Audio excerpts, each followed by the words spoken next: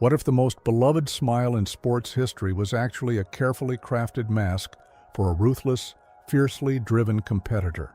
In the early 1980s, the public absolutely adored him.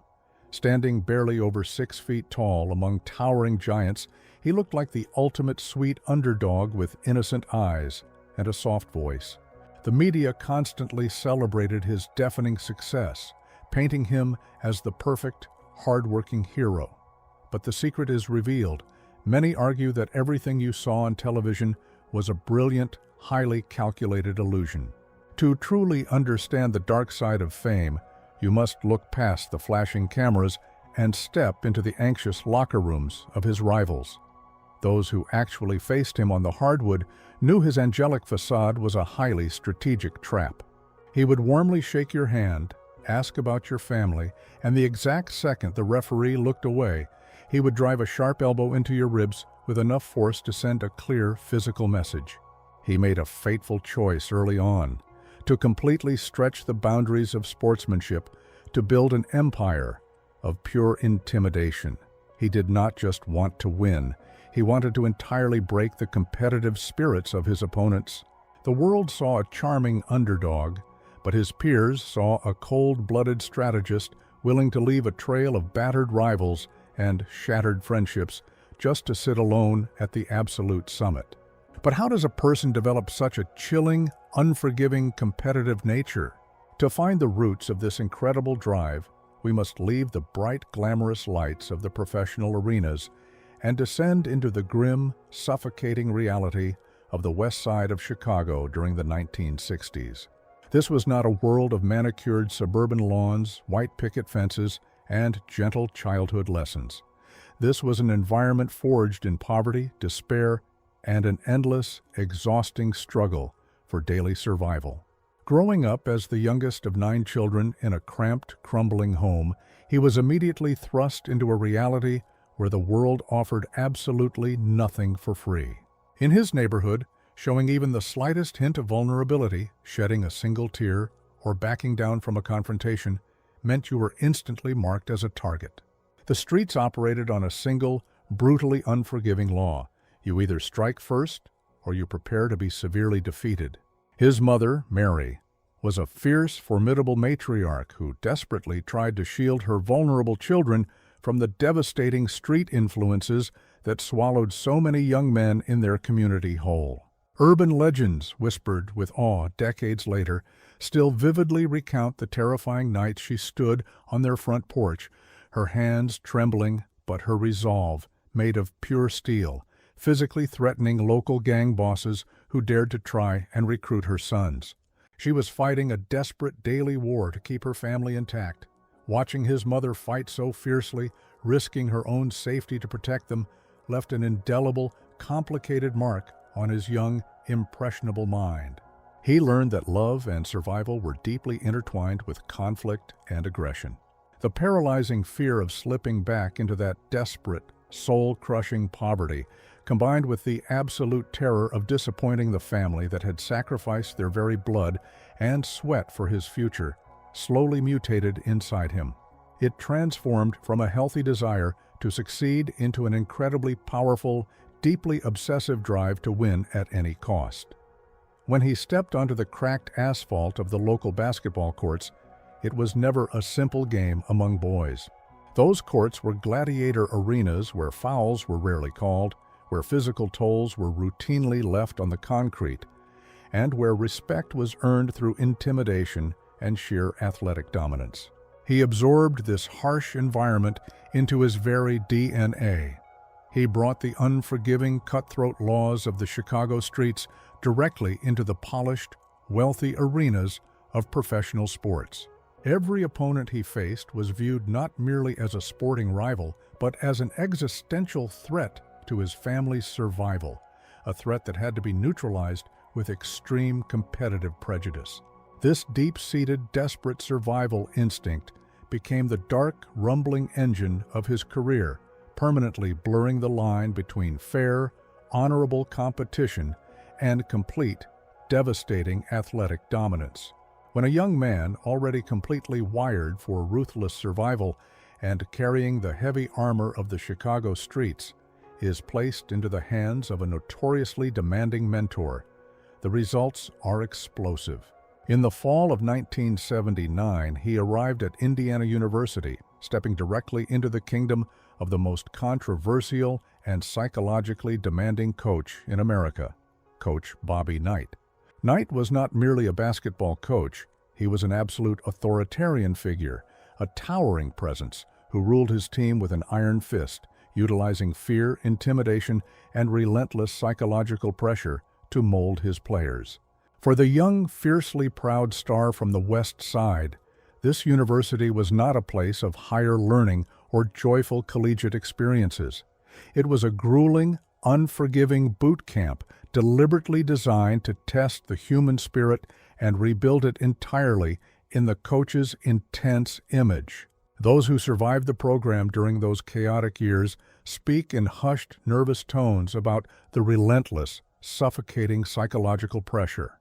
They recall the brutal public humiliations, the flying chairs, and the terrifying, vein-popping screaming matches that echoed endlessly through the empty gym walls late at night.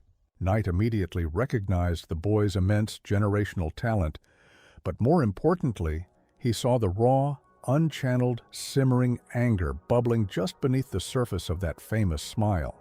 Instead of attempting to soften the young player, to teach him grace or sportsmanship, Knight reportedly weaponized that deep-seated anger. He subjected the young prodigy to brutal, extreme tests of loyalty and emotional endurance, constantly pushing him to the absolute breaking point, seemingly just to see if the boy would finally snap. But a fascinating, terrifying thing happened. The young man did not break. He had already survived the worst the streets had to offer. A screaming coach was just another obstacle to conquer. He studied Knight's methods closely. He watched how the coach used fear to control the locker room, how he used verbal dominance to assert authority, and how he erased whatever fragile boundaries still remained between a simple athletic competition and extreme athletic warfare. It was in this incredibly high-pressure crucible that the young point guard learned his final, most fateful lesson.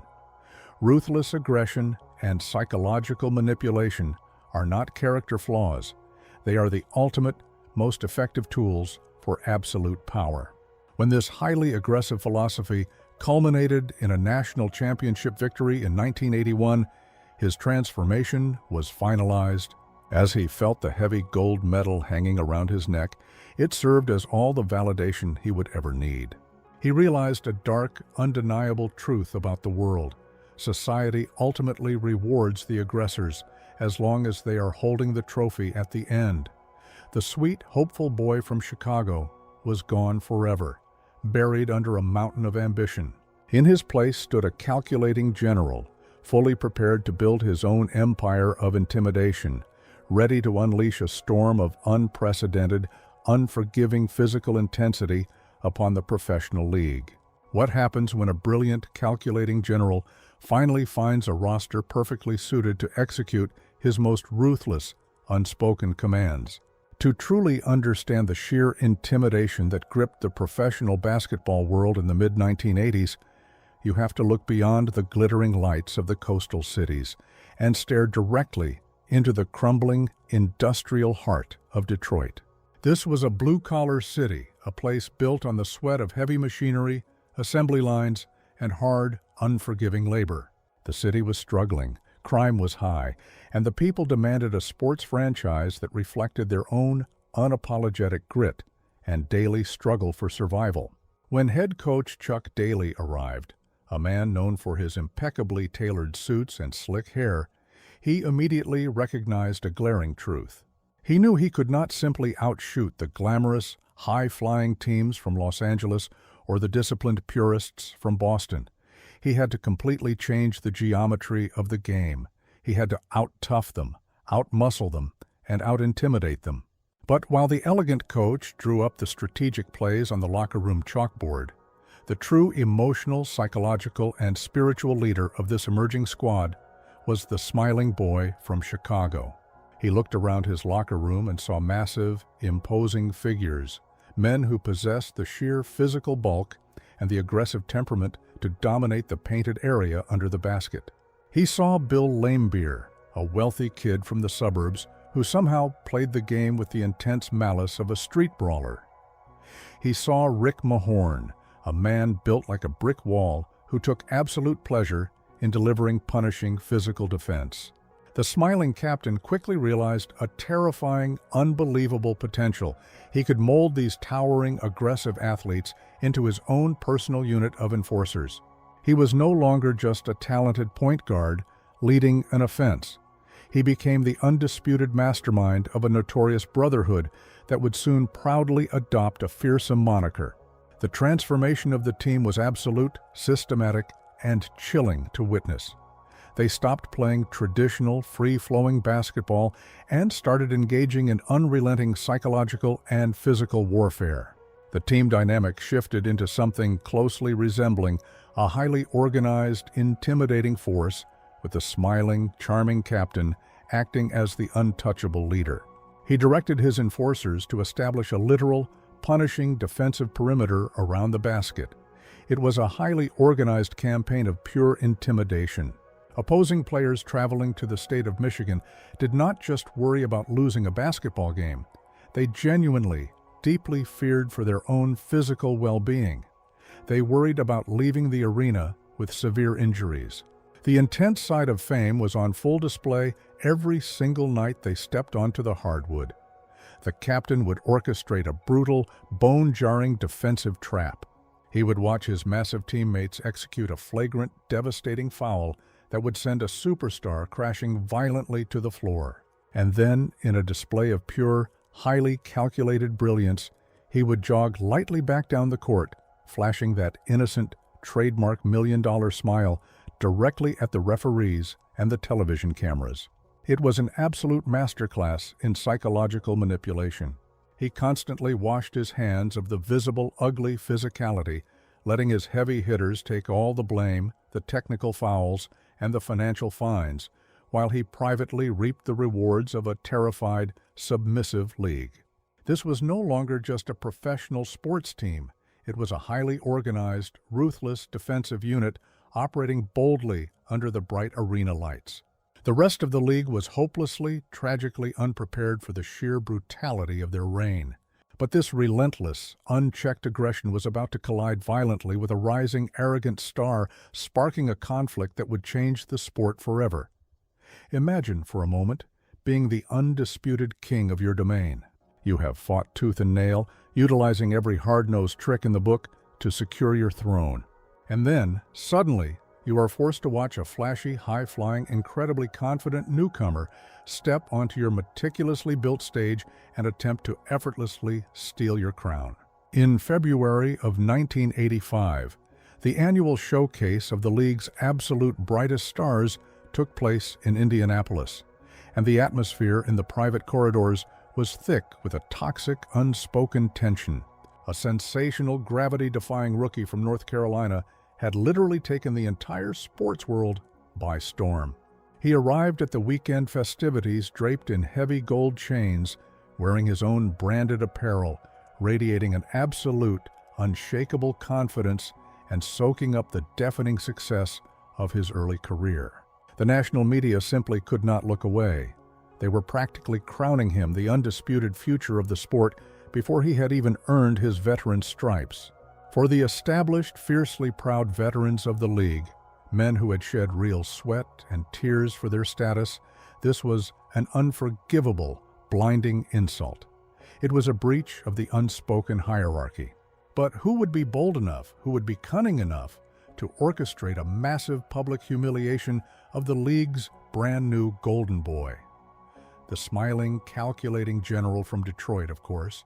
Whispers began circulating aggressively in the hotel lobbies, in the elevators, and in the private, restricted areas of the arena. Secret, knowing glances were allegedly exchanged during the supposedly friendly pregame warm-ups. The veteran point guard, who held the absolute unchecked power to distribute the ball during the game, reportedly approached his peers with a silent, sinister agreement. According to widespread rumors, the plan was beautifully simple, but devastating in its execution. Do not let the rookie shine. Freeze him out. Make him look foolish in front of the millions watching at home. What allegedly followed on the court was a chilling, perfectly executed display of passive-aggressive dominance. For an entire agonizing game, the spectacular rookie was systematically, deliberately ignored. He ran the floor tirelessly. He positioned himself perfectly under the basket. He called for the ball, but the pass mysteriously, consistently, never came his way. He was completely frozen out of the offense, rendered effectively invisible on the grandest, most visible stage of them all. He managed to score a mere 7 points, a humiliating statistic for a player of his magnitude.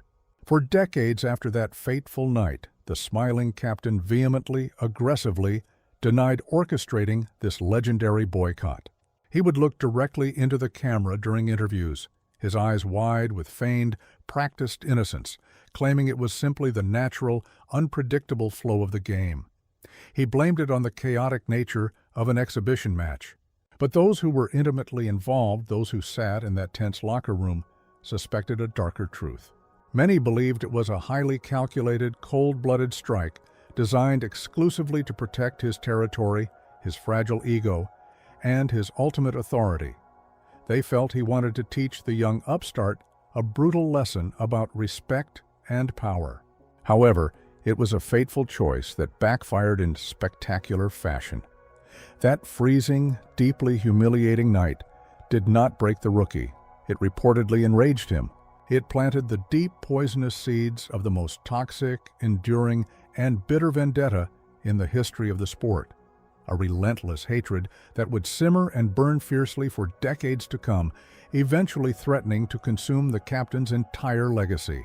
How exactly do you stop a rival who seems to possess a literal, supernatural ability to defy gravity, a man who can score at will and who is fueled by a burning, unquenchable desire for personal revenge? When raw athletic talent and traditional strategies are simply not enough, you must resort to something far more aggressive, something that pushes the very limits of the rulebook. You must physically exhaust and break him down. As the golden era of the 1980s drew to a violent, dramatic close, the intense rivalry between the squads from Detroit and Chicago escalated rapidly from a mere athletic competition into a brutal, agonizing, and literal war of attrition. The smiling captain of Detroit, fully aware that his team could not possibly match the sheer, breathtaking athleticism of his soaring, vengeful nemesis, gathered his enforcers in the shadows of the locker room and devised a deeply controversial, highly classified strategy. This secret playbook, whispered about with awe and terror by other teams, became the absolute blueprint for physical stoppage. It was notoriously dubbed the Jordan Rules. The core philosophy of this strategy was shockingly simple, yet aggressively enforced in its daily execution. Whenever the high-flying superstar dared to enter the painted area near the basket, he was under absolutely no circumstances allowed to land safely on his feet. This was no longer just about playing defense. It was a premeditated, highly coordinated physical wall. Every single time the superstar elevated into the air for a shot, he was immediately met with a solid, unforgiving barrier of pure, unyielding force. There were punishing fouls that routinely sent him crashing to the floor. There were sharp, deliberate elbows thrown directly at his ribs and jaw in the heat of the paint. There were heavy, crushing collisions intentionally designed to inflict maximum, lingering physical tolls. The coaching staff of Detroit, led by the impeccably dressed Chuck Daly, allegedly instructed their players with chilling clarity. If you are going to commit a foul, make sure he feels it tomorrow and the next day. The ultimate goal was not just to stop him from scoring.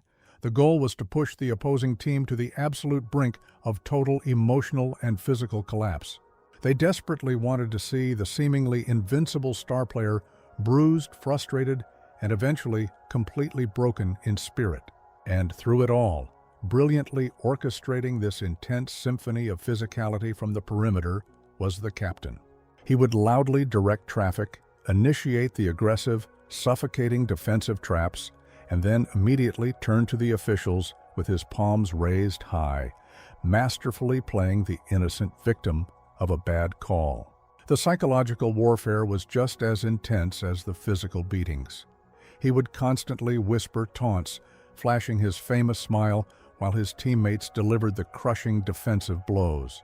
The strategy was, undeniably, a deafening success on the scoreboard, allowing the tough squad from Detroit to brutally crush the championship dreams of their bitter rivals year after agonizing year.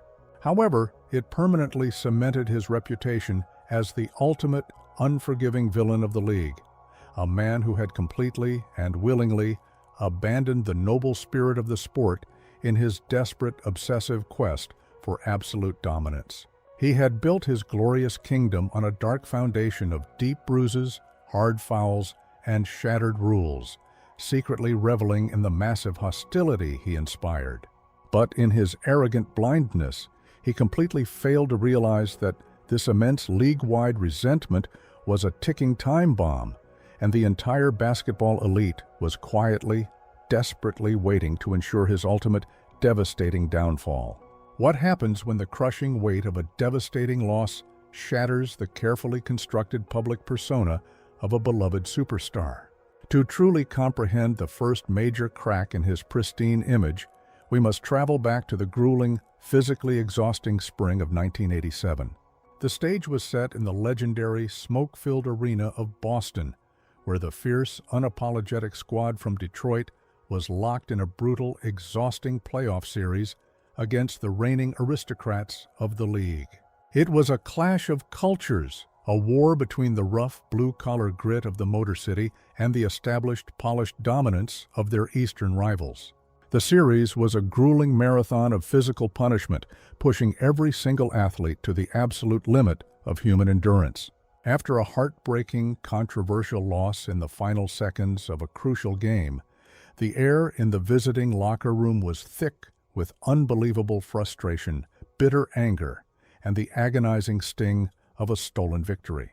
The players were physically battered, emotionally drained, and searching desperately for someone or something to blame for their agonizing failure. It was in this incredibly volatile, toxic atmosphere that a young, highly emotional teammate made a reckless, deeply controversial statement to the swarm of eager reporters. He claimed that the opposing team's iconic star, a man universally revered as a living legend, was vastly overrated by the media simply because of his background. He suggested that if this celebrated player had a different skin color, he would be viewed as just another average guy on the court. In any normal circumstance, a seasoned, intelligent team captain would immediately step in, defuse the situation, and walk his young teammate away from the microphones. But the smiling general from Chicago, consumed by his own bitter frustration and the agonizing pain of defeat, made a fateful choice. Instead of putting out the fire, he deliberately poured gasoline on it. He stood before the flashing cameras, his famous smile replaced by a cold, calculating expression, and publicly agreed with the scandalous allegations. He amplified the explosive statement, cementing the idea that the media was inherently biased and that the Boston legend was merely a product of favorable press. The fallout was absolutely instantaneous and catastrophic. It was an earth-shattering controversy that dominated television networks and newspaper headlines across the entire nation for weeks. The public, who had previously adored the charming, smiling point guard, recoiled in absolute shock. How could the lovable, boyish hero harbor such deep-seated, harsh resentment? The controversial side of fame suddenly became visible for the entire world to see. It revealed a man who was so obsessively driven, so completely unable to accept defeat gracefully, that he was willing to ignite a massive, culturally sensitive scandal just to tear down a rival. The league executives panicked, terrified of the monumental damage to their brand. Within a matter of 48 hours, an incredibly awkward, heavily orchestrated press conference was arranged. The two rivals were forced to sit side by side in a cramped room, exchanging stiff handshakes and reading carefully prepared, legally sanitized apologies. The Detroit captain tried desperately to deploy his signature charm, claiming his words were taken completely out of context, a mere joke that was deeply misunderstood. But the damage was permanently done. The mask had slipped, revealing a calculating, deeply cynical operator beneath. The public realized that the charming smile could be a weapon, and this glaring controversy would forever remain a dark, indelible stain on his professional legacy. Can a man be so blindingly obsessed with capturing a championship trophy that he is willing to deliver a dangerous, flagrant strike to his absolute best friend on national television? The story of the smiling general cannot be fully told without diving into the incredibly complex, deeply emotional, and ultimately tragic brotherhood he shared with the charismatic leader of the glamorous Los Angeles franchise. For years, their relationship was the absolute gold standard of friendship in the cutthroat world of professional sports. They were inseparable, presenting a unified front that transcended the fierce rivalries of their respective cities. They spent their summer vacations together, they shared their deepest, most guarded secrets, and they famously greeted each other with a warm, genuine kiss on the cheek before the start of every single match. To the millions of fans watching at home, it was a beautiful, heartwarming display of authentic brotherhood in a notoriously ruthless industry. But as the deafening success of both franchises grew, they found themselves on a high-speed, inevitable collision course.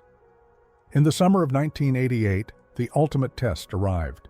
The two best friends were finally pitted against each other in the grandest, most pressure-filled championship series imaginable. The entire sporting world held its collective breath, wondering how these two incredibly close brothers would handle the psychological burden of trying to defeat one another's ultimate dream. For the first few games, the traditional pre-game kiss remained, but the warmth quickly vanished from their eyes, replaced by a cold, predatory focus. The Detroit captain, fueled by the traumatic lessons of his harsh childhood and the ruthless philosophy of his college mentor, realized that maintaining the friendship was actively hindering his terrifying pursuit of the title. He made a conscious, chilling decision to sever the emotional tie. The exact, horrifying moment the Brotherhood shattered occurred during a chaotic, highly contested play under the basket. The Los Angeles star drove hard toward the rim, expecting the usual physical resistance, but perhaps subconsciously believing his best friend would grant him a tiny sliver of professional courtesy. He was tragically, painfully mistaken. The Detroit captain, his face twisted in a mask of pure, unadulterated competitive rage, launched himself into the air and delivered a vicious, blinding elbow directly into the face of his closest friend. It was a brutal, unsportsmanlike strike that sent the towering Los Angeles star crashing violently to the polished hardwood, clutching his jaw in absolute agony and sheer profound disbelief. As the victim looked up from the floor, expecting an apology or a helping hand from the man he loved like a brother, he saw only cold, empty hostility. There was no apology. There was no remorse. In that split second, the beautiful illusion of their brotherhood evaporated into thin air. The Los Angeles star retaliated, throwing a heavy shove, and the two best friends had to be physically dragged apart by their respective teammates. It was a heartbreaking, deeply disturbing spectacle. The Detroit captain proved without a shadow of a doubt that he was willing to sacrifice literally everything, even his most cherished, loyal relationship, upon the altar of his own ambition. He secured his deafening success, eventually winning his long-awaited championships, but the personal cost was monumental. He had successfully transformed himself into the ultimate, untouchable king of the court, but he was now completely, utterly alone on his throne, surrounded only by the bitter wreckage of the relationships he had deliberately destroyed. If physical aggression was enough to fracture a legendary friendship, what type of betrayal is required to permanently, irrevocably destroy it beyond any hope of repair? To understand the ultimate isolation of the smiling captain, we must move to the tragic, world-altering events of the fall of 1991. The global community was brought to a complete, absolute standstill when the beloved Los Angeles star called a sudden press conference to announce a severe, life-altering medical diagnosis. It was a shocking revelation that instantly ended his athletic career and sent a wave of profound sorrow and panic through the entire sporting landscape. In that terrifying, uncertain moment, the stricken star desperately needed the unconditional support, love, and protection of those who knew him best. He needed his brothers to form a protective shield around him as he faced the most terrifying battle of his life. But what happens when the very person you expect to stand by your side retreats into the shadows and begins to allegedly sharpen a knife? While other colleagues publicly rallied around the ailing star, offering emotional support and demanding understanding from the public, the Detroit captain allegedly engaged in a deeply controversial whisper campaign. Behind the closed, velvet rope doors of exclusive locker rooms and private high society gatherings, a malicious campaign of rumors began to spread like a toxic virus. Whispers regarding the intimate, private lifestyle of the Los Angeles star, highly sensitive rumors about how he might have contracted his medical condition, started to poison the atmosphere. And the absolute most horrifying revelation was the alleged source of these dark whispers. Through a network of trusted agents and loyal confidants, the Los Angeles star believed he had discovered the agonizing truth. The very person aggressively questioning his private life, the man eagerly fanning the flames of these devastating rumors, was his former best friend from Detroit. Imagine the absolute horror, the gut-wrenching pain of believing that your most trusted confidant is actively working to destroy your personal reputation while you are fighting a massive health crisis. To him, it was an act of psychological betrayal so profound, so utterly devoid of basic human empathy, that it permanently banished the Detroit captain from the elite, inner circle of the sporting world. Why would he do it? Some deeply analytical observers suggest it was driven by a desperate, pathetic need to distance himself from the controversy.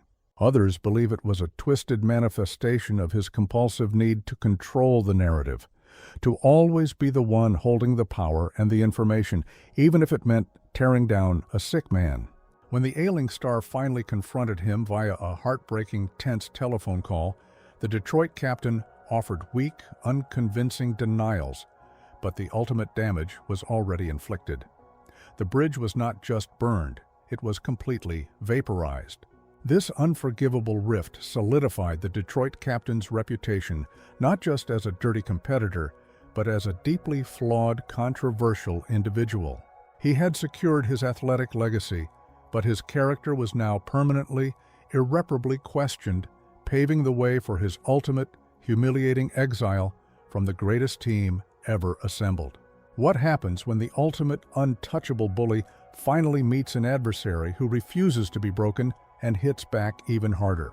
For years, the smiling captain and his notorious enforcers had operated under the assumption that their reign of physical and psychological intimidation would last indefinitely. But the spring of 1991 brought a harsh, unforgiving reality check. The ascending superstar from Chicago, the very same player they had subjected to years of brutal, punishing physical defense under their secret rules, had finally developed an impenetrable armor. His team had spent the entire offseason lifting weights, building muscle, and preparing for an absolute war of attrition. When the two bitter rivals clashed in the playoffs that year, the world witnessed an astonishing, seismic shift in power. The invincible Detroit Empire was not just defeated, it was systematically dismantled and humiliated in a devastating four-game sweep. The physical intimidation tactics completely evaporated against a Chicago team that simply stared right through the threats and dominated every single aspect of the game. For the smiling general, this was an agonizing, suffocating reality to process. A true, honorable champion understands that eras end, and they gracefully pass the torch to the next worthy successor. However, consumed by his own monumental ego and a bitter, venomous resentment, the Detroit captain orchestrated one of the most disgraceful, unsportsmanlike moments in the history of professional athletics. With mere seconds left on the clock in the final deciding game, As the Chicago crowd erupted in deafening triumph, he made a calculated, chilling decision. Instead of standing on the hardwood, accepting his defeat, and offering a traditional handshake of respect, he commanded his troops to abandon the battlefield.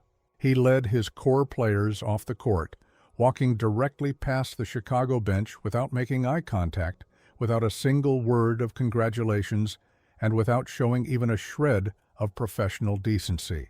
It was an astonishing display of arrogance broadcast live to millions of stunned viewers.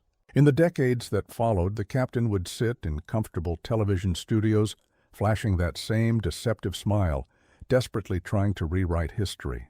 He spun elaborate, pathetic excuses, claiming that walking off the court was simply how things were done in that era, or that they were just too emotionally drained to stay. But those who witnessed it knew it was a catastrophic failure of character, a petty, vindictive act by a man who simply could not stomach the blinding success of his greatest rival. The rising star in Chicago never ever forgot that moment of ultimate disrespect. For him, the walk-off was the final, undeniable proof that the smiling captain was a fundamentally treacherous and envious individual. This deep-seated bitterness permanently solidified their legendary feud, transforming it into a cold, calculating vendetta. But this bitter walk of shame was just the beginning of his downfall. The seeds of a far more devastating revenge were already planted, and the bill for years of hard fouls was about to come due on a massive global stage.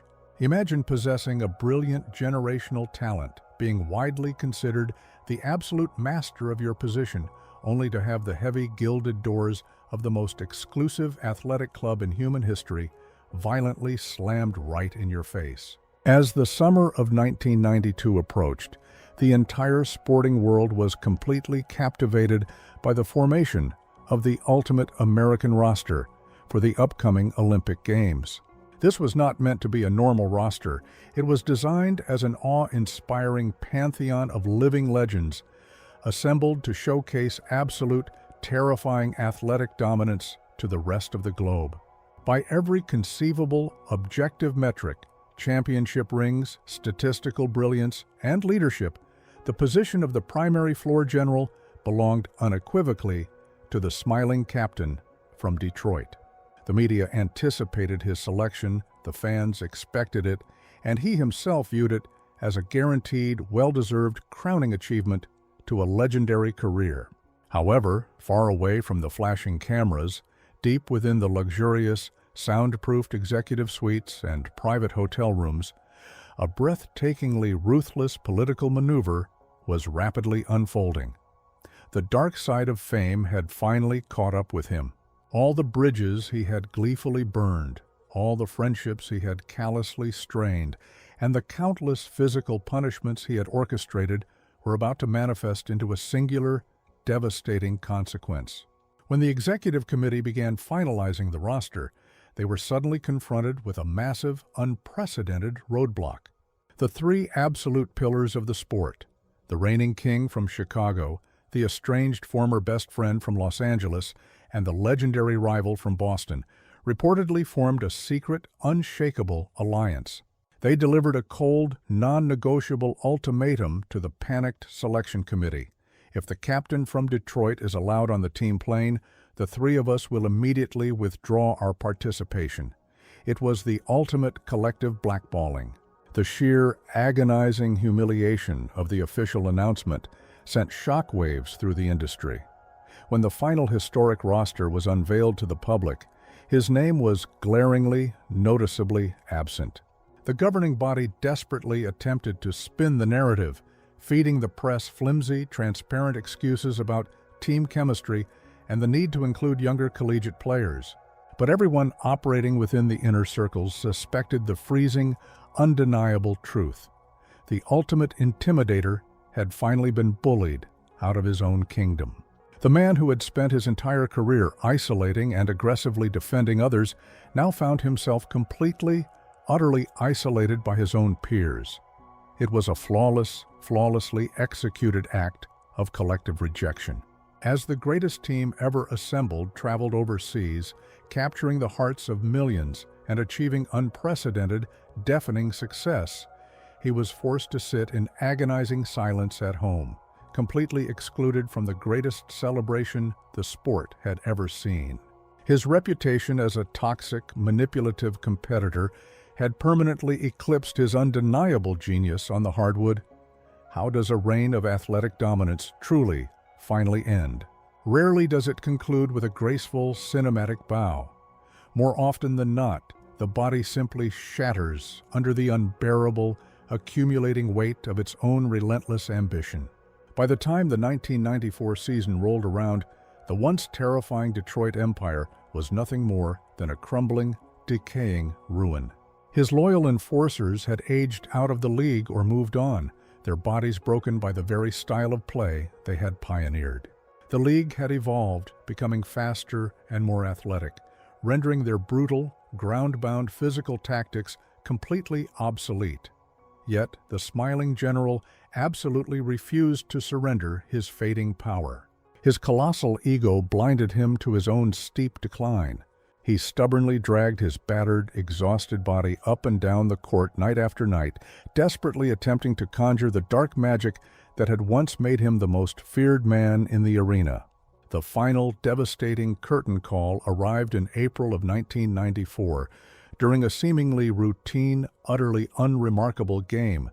There was no epic gladiatorial clash with a hated rival, no dramatic final shot to save the day. He simply planted his foot to make a standard, explosive move he had executed tens of thousands of times before.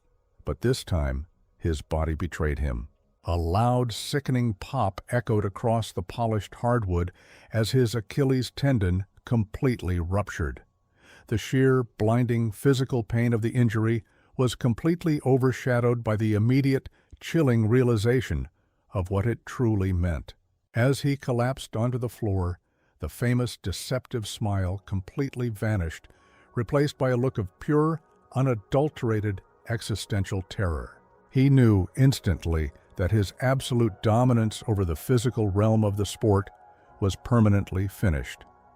When the medical staff carried him off the floor, the reaction from the broader athletic community was remarkably, disturbingly silent.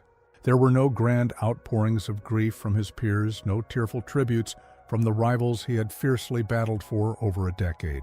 Instead, there was a palpable, collective sigh of deep relief.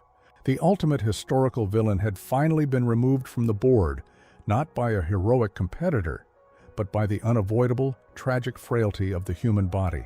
He was forced to officially conclude his playing career, leaving behind a wildly complicated legacy filled with brilliant championships and unforgivable, dark controversies.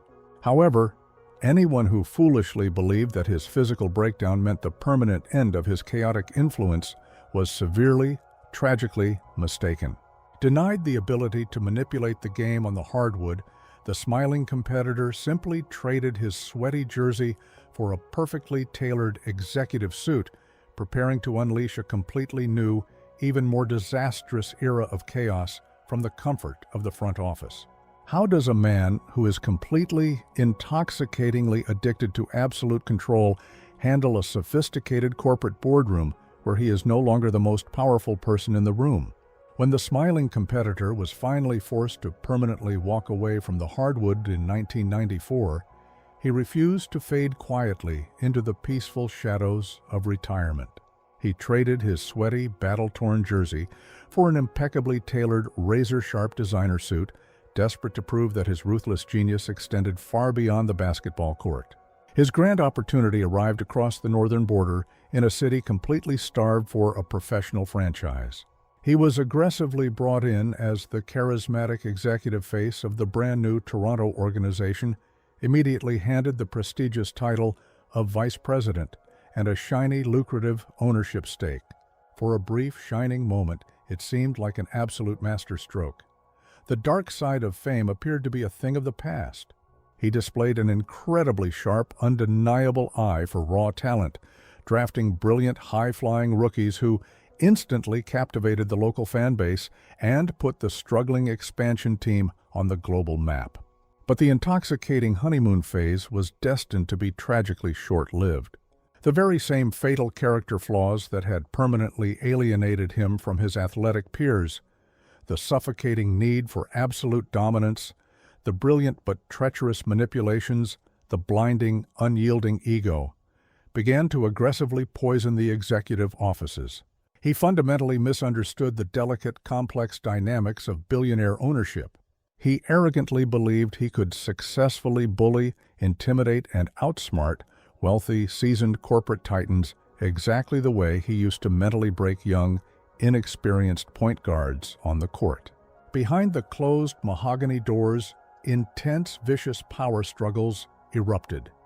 He secretly maneuvered to completely seize majority control of the entire franchise, launching a highly aggressive, deeply controversial boardroom coup. When his incredibly brazen financial takeover attempt spectacularly collapsed, completely blocked by the primary ownership group, his reaction was chillingly predictable. Instead of gracefully accepting his corporate defeat and working collaboratively, he chose the path of maximum scorched earth destruction. He bitterly and loudly resigned from his executive post, practically throwing a corporate tantrum that echoed across the league. But he could not simply walk away quietly. His vindictive nature demanded a parting blow. He aggressively attempted to reportedly sabotage the fragile franchise on his way out the door, allegedly trying to manipulate the team's brightest young star into forcing a trade and leaving the city with him. It was a ruthless, deeply unprofessional exit that perfectly confirmed the darkest, most persistent whispers about his character. He was a man who would gladly burn a beautiful house to the ground if he was not allowed to sit at the absolute head of the dining table. But this corporate failure was merely a warm-up exercise for the catastrophic, unforgivable financial destruction he was about to unleash on a much grander scale. What happens when a man with a monumental, bruised ego and incredibly deep pockets decides to play a reckless game of Monopoly with the real, fragile lives of hundreds of desperate people? To truly grasp the devastating, heart-wrenching scale of his hubris, we must look at the dark events of 1999. Far below the glittering, wealthy lights of the premier professional league, there existed a gritty, deeply respected developmental organization known as the Continental Basketball Association. This was not a league of millionaires. It was a humble, hard-working sanctuary for undrafted rookies, aging veterans, and hopeful dreamers. These young men rode cramped, freezing buses through the dead of winter, playing their absolute hearts out in small, forgotten gymnasiums for meager, weekly paychecks. It was their only lifeline, their final desperate shot at achieving deafening success. And then, the smiling executive from Detroit descended upon them, purchasing the entire historic league for a staggering $10 million, treating an institution with decades of history like a shiny, disposable new toy. Initially, he sold the public a beautiful, inspiring vision of absolute synergy and grand expansion. He promised to elevate the struggling league, to bring television contracts and massive sponsorships. But the terrifying reality of his leadership style quickly transformed this optimistic dream into a suffocating financial nightmare. He operated the massive organization with shocking, almost unbelievable negligence. He surrounded himself with highly paid, completely unqualified loyalists, aggressively refusing to listen to the desperate warnings of seasoned financial advisors who could clearly see the impending doom. He recklessly slashed crucial operating budgets, alienated deeply loyal, longtime team owners, and completely dismantled the fragile infrastructure that had kept the developmental league breathing for over 50 years.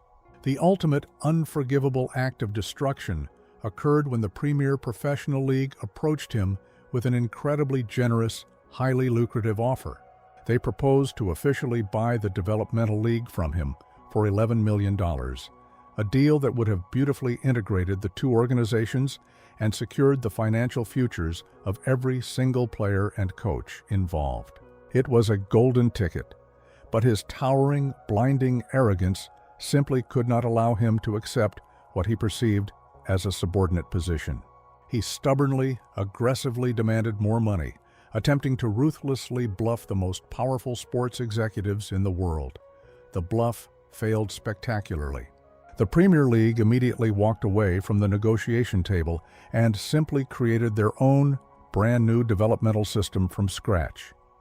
The fallout was an absolute, unmitigated catastrophe. Without that crucial partnership, his league financially suffocated and violently collapsed into complete bankruptcy almost overnight. Teams dramatically folded mid-season, leaving deeply devastated unpaid players stranded in foreign cities without a dollar to their name or a ticket home. He did not just lose a massive business investment, he single-handedly, callously destroyed the lifelong dreams, the meager livelihoods, and the fragile hopes of hundreds of innocent families. It was an astonishing display of sheer, unadulterated selfishness. He walked away from the smoking, tragic ruins of the bankrupt league, his own massive bank accounts perfectly intact, leaving a devastating trail of broken lives in his wake. But astonishingly, his reputation for absolute destruction did not stop a desperate billionaire in the biggest media market in the world from handing him the ultimate, most dangerous prize of all. Imagine handing the keys to a priceless, globally revered institution to a man who had just publicly, spectacularly, burned a massive business to the ground. In December of 2003, the absolute epicenter of the basketball universe, the sacred, historic grounds of Madison Square Garden, was plunged into a dark age from which it would take decades to recover. The New York franchise, heavily burdened by immense expectations and drowning in a sea of recent mediocrity, was desperately, blindly searching for a miraculous savior. The controversial billionaire owner of the team, known for making deeply questionable, impulsive decisions, made the most fateful choice in the history of the legendary franchise. He aggressively hired the smiling executive from Detroit, granting him the incredibly powerful title of President of Basketball Operations, and terrifyingly handed him a completely blank, unlimited checkbook. The passionate, fiercely loyal fans of New York initially greeted the arrival with cautious, desperate optimism.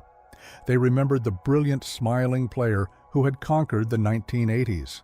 But they were completely unaware that the executive stepping into the luxurious Manhattan offices was a man completely devoid of a coherent strategy, fueled solely by a dangerous cocktail of extreme arrogance and a desperate, burning need for immediate public validation. Instead of carefully, methodically rebuilding the broken team through smart, long-term decisions, he launched an era of unprecedented, breathtaking financial ruin. He operated the legendary franchise like a reckless gambler at a high-stakes casino who absolutely refused to walk away from the table. He aggressively traded away the franchise's most valuable, crucial future draft picks, the very lifeblood of any successful sports organization, for a bizarre, mismatched collection of aging, declining players with massive, bloated contracts and deeply troubling personal reputations. He handed out multi-million-dollar extensions to athletes whose physical prime was entirely in the rearview mirror. The locker room rapidly transformed from a professional sanctuary into a highly toxic, deeply fractured wasteland of massive clashing egos, complete apathy, and absolute zero accountability. The team on the court became a slow, highly expensive national laughingstock. The legendary arena, usually a fortress of deafening success, became a site of absolute misery, echoing with the furious, venomous boos of the betrayed, heartbroken fans. The team's payroll absolutely skyrocketed to record-breaking, astronomical heights. Yet they continued to suffer humiliating, crushing defeats night after agonizing night. The smiling president would sit in his luxurious, courtside seats, his face frozen in an expression of complete, unsettling denial, while the multi-million-dollar disaster he had personally engineered unfolded right before his eyes. He had successfully transformed the most valuable, iconic sports franchise on the planet into a toxic, dysfunctional, financial black hole. But the absolute worst was yet to come. The catastrophic failure on the basketball court was merely the highly visible surface of the rot.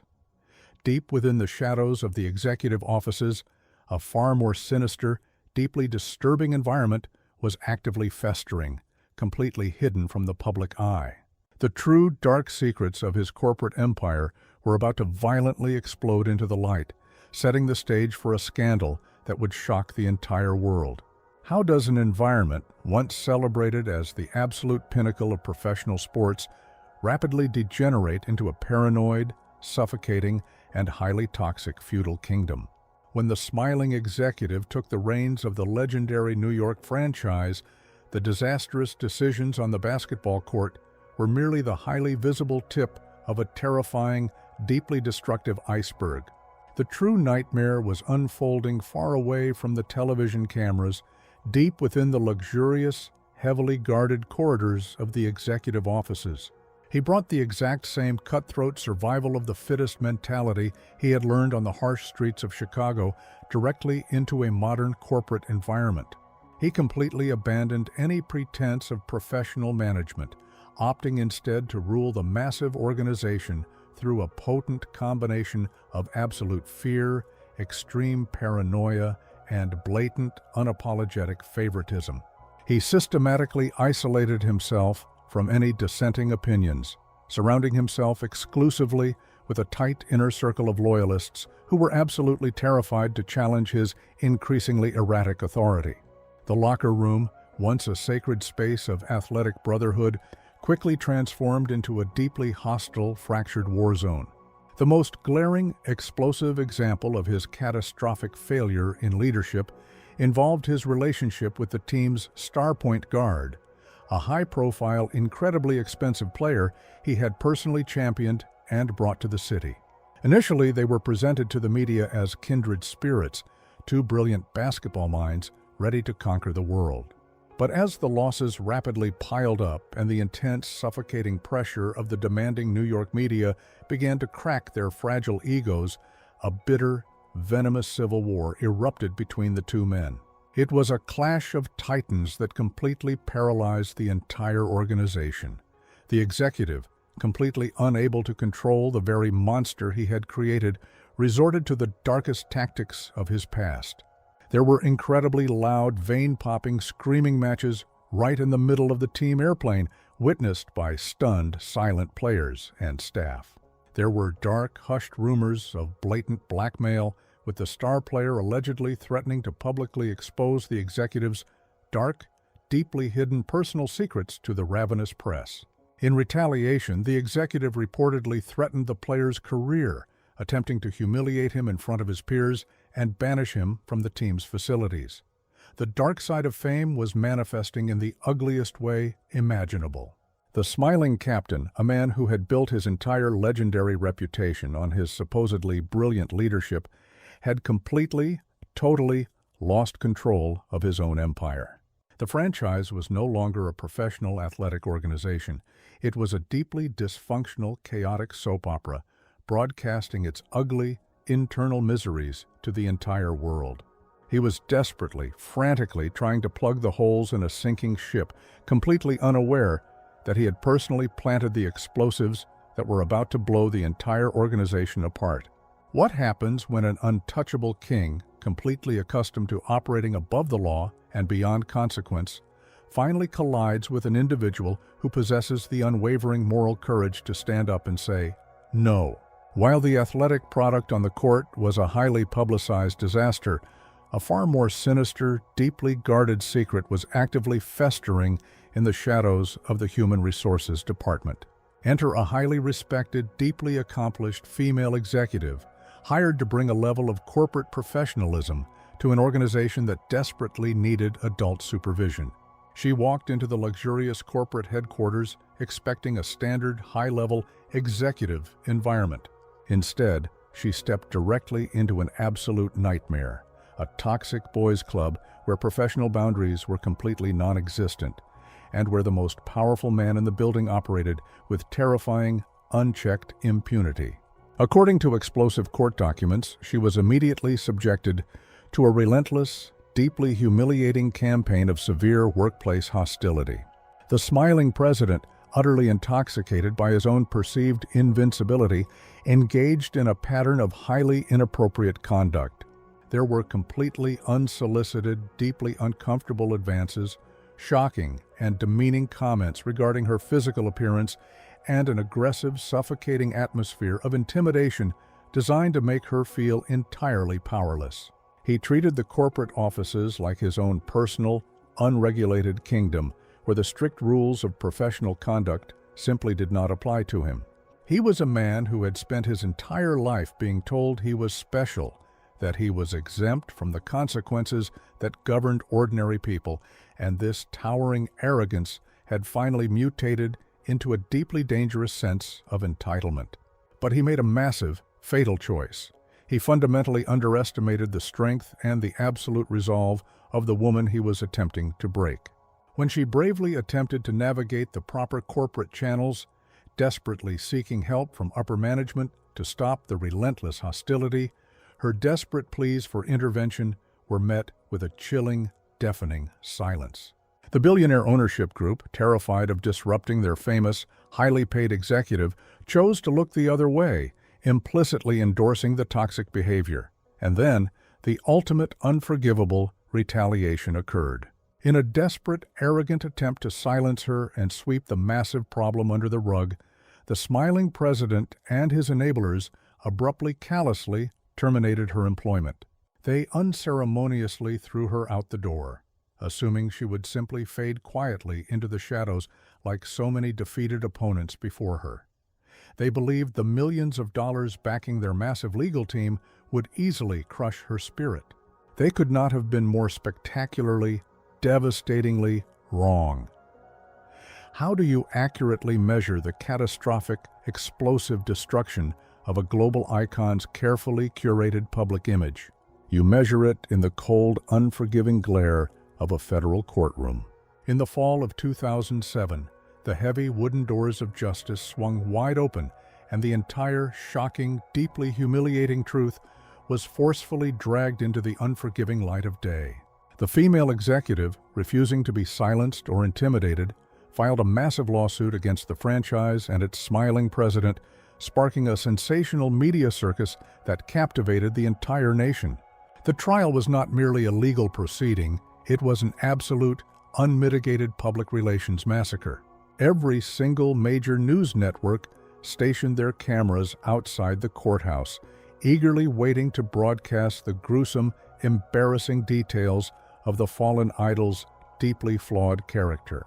When the smiling executive finally took the witness stand, he arrogantly believed that his famous magnetic charm, the very same charm that had successfully manipulated referees, journalists, and fans for decades, would magically save him. He sat in the witness box, flashing his trademark smile at the jury, attempting to spin a web of elaborate, unbelievable excuses.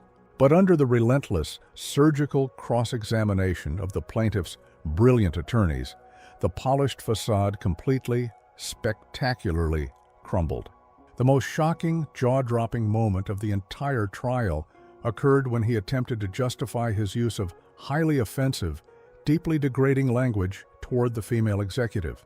He looked the jury members dead in the eye and arrogantly attempted to argue that a notoriously vicious, degrading insult was actually just a term of endearment, a mere cultural difference that she simply had not understood.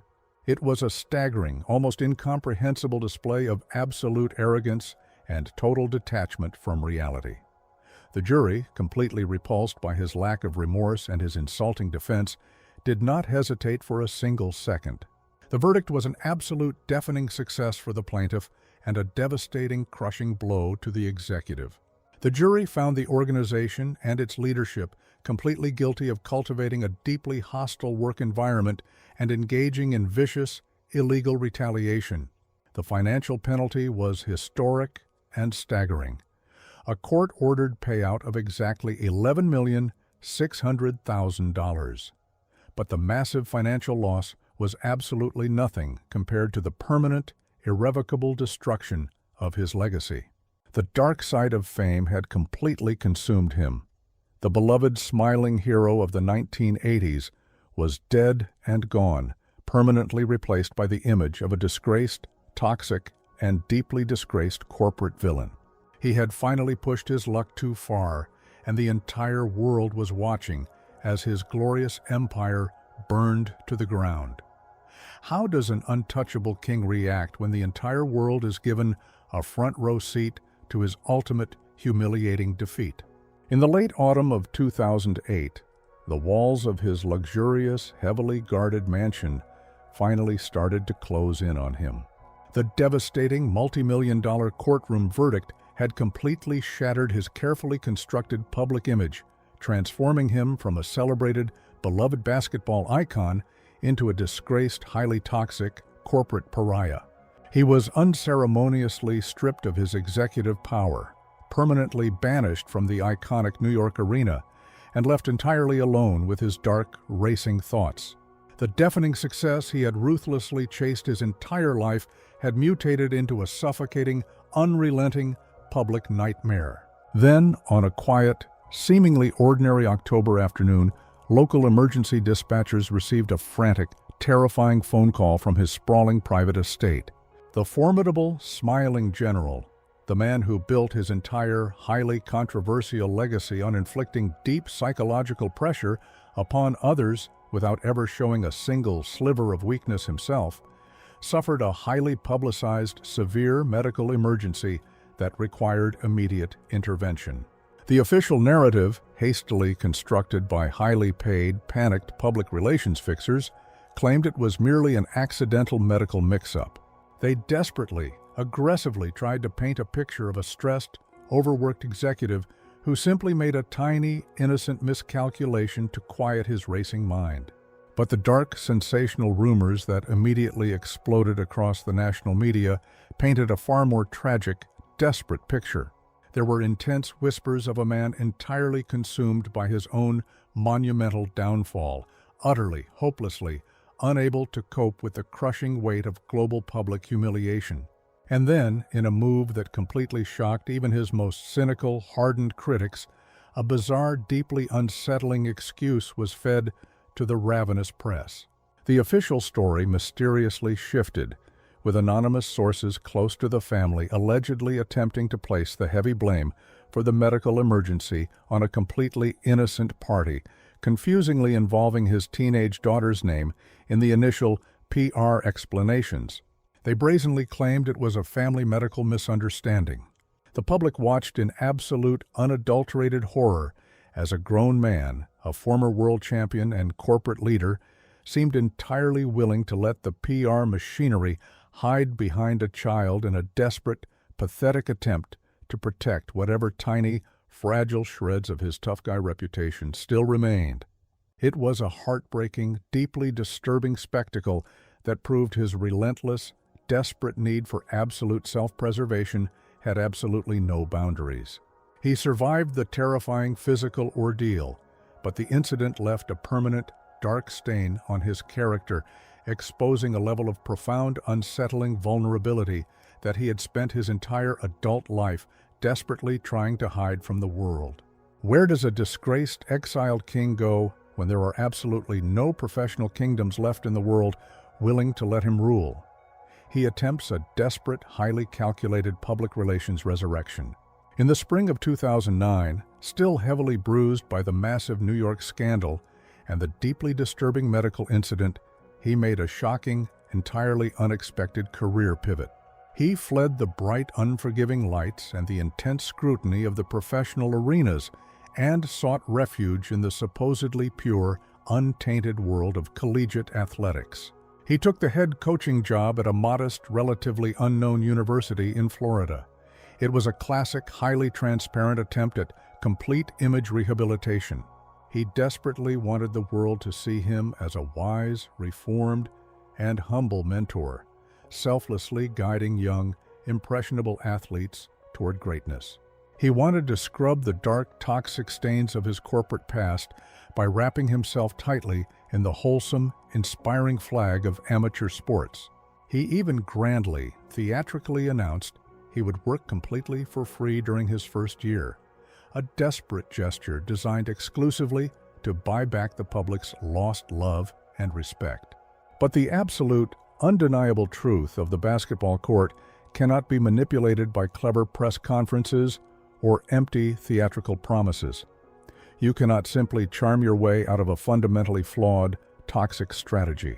Once the actual games began, the grand, highly publicized redemption tour violently and spectacularly derailed. The man who had once brilliantly orchestrated the most feared, ruthless defense in the history of the sport was completely, utterly incapable of connecting with a new, younger generation of players. His outdated, highly demanding methods, deeply rooted in the harsh psychological warfare and verbal abuse of his own college days, spectacularly failed to inspire his young squad. Instead of building champions, he built a culture of utter confusion and defeat. The team suffered humiliating, crushing losses night after night, rapidly plunging to the absolute, embarrassing bottom of their athletic conference. The beautiful, sunny Florida campus quickly turned into yet another dark, depressing graveyard for his towering, unyielding ambitions. After 3 agonizing, disastrous seasons of total, undeniable failure, the university's administration had seen more than enough. They unceremoniously fired him, publicly stripping him of his final desperate illusion of absolute control. He was forced to pack his bags and leave quietly, finally realizing the terrifying, unavoidable truth. The captivating, irresistible magic of his famous name, the very weapon he had used to effortlessly manipulate the world for decades, was completely, permanently gone. Could time, the great universal healer of all wounds, finally extinguish the blazing toxic infernos of the 1980s? For almost 3 decades, the smiling captain desperately, silently hoped that the world would simply forget his massive transgressions, that the heavy, dark clouds of his controversial past would eventually drift away into the history books.